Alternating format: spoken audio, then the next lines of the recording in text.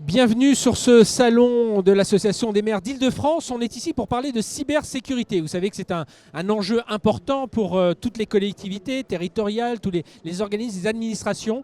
On voit beaucoup de choses depuis 2 ans, une recrudescence des cyberattaques. Alors c'est du ransomware, c'est parfois même des serveurs qui sont piratés pour faire de la pour miner de la crypto-monnaie. On a des blocages de sites. Enfin voilà, les attaques sont innombrables. Et aujourd'hui, il faut se protéger. Alors certains le font très bien, d'autres sont plus fragiles. Et justement, on va essayer de comprendre tout ça avec nos invités. Je vous les présente dans l'ordre. Achille Lerpinière, qui est DSI de la région Île-de-France. Bonjour. Achille, merci d'être avec nous. Xavier Poinsignon, qui est responsable de l'offre cyber chez SFR Business. Bonjour. Xavier. Et Karim Tagri. Bonjour Karim. Vous êtes chargé d'affaires informatiques au sein de l'UGAP. Quelles problématiques vous rencontrez aujourd'hui, Achille Lerpinière? Côté région Île-de-France, nous avons une attention particulière sur différentes failles cyber à la fois physiques et numériques. On peut penser très rapidement à des exemples de campagnes de phishing où les attaquants vont essayer de faire ce qu'on appelle une arnaque au président, c'est-à-dire envoyer un mail qui ressemble à un mail d'un directeur général des services ou même du maire lui-même, avec une pièce jointe qui va contenir un cheval de Troie ou un virus quelconque qui permettra de verrouiller, crypter les données de la mairie. Nous avons aussi des attaques physiques. On peut aussi avoir des techniciens qui sont sujets à un chantage de la part d'un attaquant et qui vont venir avec une clé USB et tenter d'installer sur le réseau un virus quelconque, voire même de transférer les données. Et puis après, on a les attaques plus classiques qu'on appelle déni de service, sur lesquelles les attaquants vont utiliser leur puissance de frappe, c'est-à-dire leur machine, pour requêter les sites internet de la commune par exemple, et juste faire tomber le site internet par rapport au volume de sollicitations par seconde. Et donc on se retrouverait en tant que mairie par exemple à ne plus pouvoir accueillir des demandes de rendez-vous pour un passeport, voire à ne plus avoir aucune visibilité sur internet puisque le site institutionnel serait inopérant. Alors du regard de l'opérateur qui vient en appui justement de ces mairies, de ces collectivités, voilà, quel est votre regard sur ces vulnérabilités? Alors en fait, on peut s'identifier en fait tout simplement à comment une mairie fonctionne. Les mairies ont également fait leur transformation numérique. Elles s'affichent de plus en plus avec des portails ouverts sur Internet. Elles veulent mettre des bornes connectées peut-être dans leurs locaux pour pouvoir permettre aux citoyens de pouvoir agir. Et donc c'est toute cette transformation numérique qui fait que cette exposition à Internet qu'elles ont, qui leur ouvre autant de failles de sécurité, autant d'expositions, qui va permettre à des cybercriminels d'essayer de rentrer dans la mairie. Les cybercriminels, de toute façon, ils restent opportunistes. Ils cherchent à attaquer les plus faibles, ceux qu'ils considèrent comme moins protégés. Et donc les mairies, malheureusement, est une cible de choix et l'actualité l'a beaucoup démontré. On a bien entendu parler des ressources. Alors justement, ma deuxième question, toujours sur comment se protéger, ces vulnérabilités. Est-ce facile pour adresser le sujet pour une collectivité? Comment ça se passe pour vous, Achille Lerpinière? Dans ce cas, il y a 2 options. La première, c'est en cas de crise, de faire appel à l'ANSSI, de faire appel à des groupements comme Cybermalveillance pour nécessiter un appui de la part d'une organisation semi-étatique, dirons-nous. L'autre option, c'est de faire en réactif et d'avoir, lorsqu'une crise ou en tout cas un souci cyber apparaît, de solliciter une centrale d'achat comme l'UGAP pour voir sur étagère quels pourraient être les profils disponibles pour faire de l'assistance à maîtrise d'œuvre, c'est-à-dire par exemple 3 mois d'ingénieur sécurité auprès d'un prestataire tel SFR via l'UGAP pour arriver à venir et à accompagner les équipes techniques, parce que généralement les mairies ont à minima une direction technique pour gérer ces sujets. Karim, la difficulté aussi, on parlait de l'UGAP, du rôle de l'UGAP, c'est comprendre un peu la complexité aussi des appels d'offres, savoir ce que l'on veut. Alors je sais qu'aujourd'hui, c'est un des enjeux de l'UGAP, c'est de simplifier encore, c'est d'apporter des conseils, mais il y a ces gros enjeux de simplification, c'est cela? Alors le rôle de l'UGAP, c'est d'apporter des solutions en dehors du cadre marché public, puisque les solutions UGAP ont été validées suite à un appel d'offres. Donc effectivement, on permet à des collectivités locales qui n'ont pas les ressources humaines nécessaires, les compétences techniques pour lancer leur propre marché. On sait que dans le domaine de la cybersécurité particulièrement, on a pléthore de solutions, pléthore d'offres, pléthore d'intervenants, et il est assez facile de s'y perdre. Et nous, notre rôle, c'est de leur apporter des solutions avec des prestataires qui ont été notifiés via leurs compétences techniques, via la qualité de leur offre et via également leur pertinence financière. Alors c'est tout l'intérêt justement de ce marché UGAP auquel on a fait cette présélection. Il faut savoir, la sécurité, il faut en mettre globalement à peu près partout, mais ça, imaginez un maire d'une petite commune, comment le savoir, comment s'en sortir s'il s'imagine quelque chose pour mettre sur ses postes de travail ou ses mobiles. Il va être sollicité peut-être par 10 éditeurs qui existent sur ce marché-là. Et ça, c'est que pour le poste de travail. Imaginez ce qu'il faut mettre sur ses serveurs, ce qu'il faut mettre sur son portail pour l'administratif.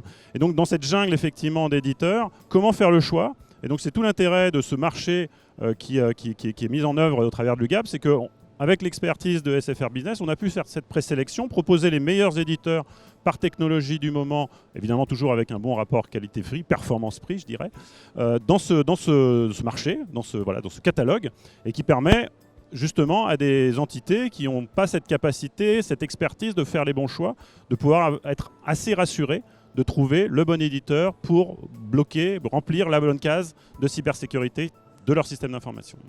Alors pour revenir spécifiquement sur le marché de cybersécurité, on peut intervenir sur différents plans.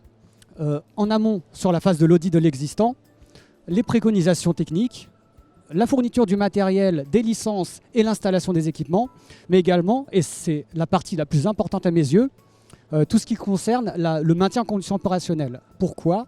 Parce qu'en fait, un système d'information, il vit, il bouge, les menaces également évoluent. Donc, si on ne maintient pas un niveau de sécurité à l'image du système d'information tel qu'il est actuellement, on court des risques.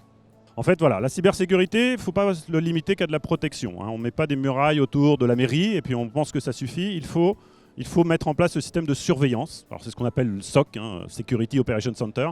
Ça va être cette tour de contrôle qui va surveiller justement ces éléments de sécurité qui vont remonter des alertes. S'il n'y a personne qui regarde les alertes, vous perdez vraiment de l'efficacité par rapport aux belles protections que vous avez mises. Et donc ce système-là va s'alimenter de ces alertes-là et va pouvoir détecter à partir de signaux faibles qu'il y a quelque chose de bizarre qui est en train de se passer dans notre environnement et pouvoir alerter. Et là justement on parle maintenant de nouvelles générations de SOC qui vont pouvoir à la fois alerter mais également agir rapidement, agir de manière automatisée.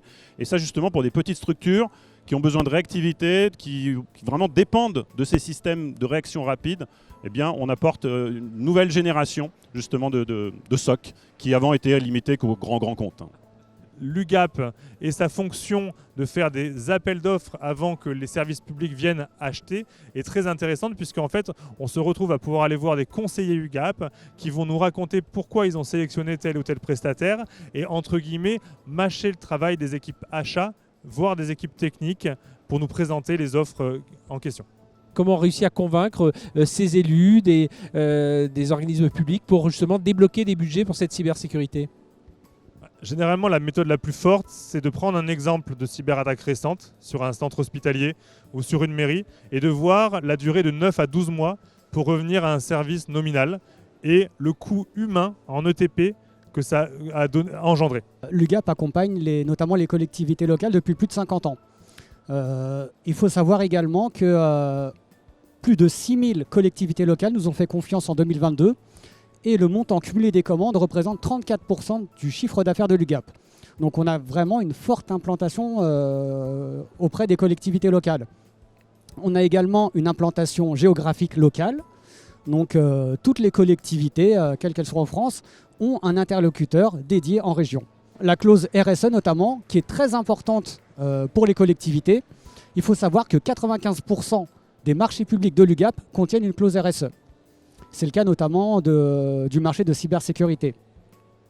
Alors si on veut se pencher vraiment sur le marché de cybersécurité, celui-ci existe à l'UGAP depuis 2015. Donc on a une forte expertise, on améliore le marché. Typiquement sur le dernier marché avec SFR, on a intégré des solutions dotées d'intelligence artificielle. Donc voilà, et c'est un marché qui vit, c'est-à-dire qu'on intègre de nouveaux équipements, de nouvelles solutions, puisque comme je l'ai rappelé précédemment, la menace évolue. Donc il faut constamment s'adapter et c'est ce qu'on fait au travers de notre marché de cybersécurité. Justement, qu'est-ce que vous apportez ? Alors on l'a compris, il y a besoin d'outils, il y a besoin de méthodes, il y a besoin de conseils, mais il y a besoin aussi de comprendre ces technologies. Oui, alors là, dans ce rôle-là, nous, on est l'intégrateur, du coup. On est la force armée qui va déployer ces équipements. Alors, comme le dit Karim, on a déjà fait ce travail en amont de sélectionner les éditeurs, les meilleurs que l'on a considérés pour remplir les nouveaux enjeux des collectivités sur les différents domaines qui les concernent. Et nous, on va rajouter, nous à la fois, désormais maintenant, le service. Donc on va déployer ces solutions. Les 2-3 points, allez, s'il fallait retenir un conseil, une bonne méthode, une bonne pratique justement sur les bons modèles disponibles pour les marchés publics autour de la cybersécurité, ce serait lesquels? Je commence par vous, Achille. Donc déjà, la première chose, c'est en effet la centrale d'achat, aller voir les centrales d'achat pour échanger avec elles sur les besoins de la collectivité en termes de risque cyber. La deuxième chose, c'est en effet cette notion dont parlait Xavier de confiance dans les prestataires qui sont en dessous du titulaire.